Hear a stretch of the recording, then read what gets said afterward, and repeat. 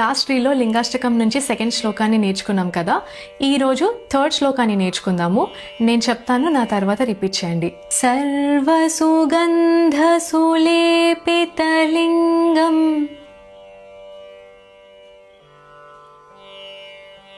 బుద్ధి వివర్ధన కారణలింగం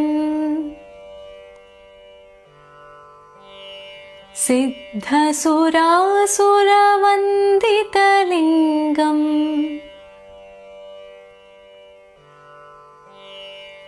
తత్ప్రణమామి సదా శివలింగం. అన్ని సుగంధ ద్రవ్యాలతో అలంకరించబడిన, బుద్ధిని పెంపొందించే, సిద్ధులు, దేవతలు మరియు రాక్షసులు పూజించే శివలింగాన్ని నేను ఎల్లప్పుడూ నమస్కరిస్తాను. నెక్స్ట్ రీలో నెక్స్ట్ శ్లోకాన్ని నేర్చుకుందాం. ఓం నమః శివాయ.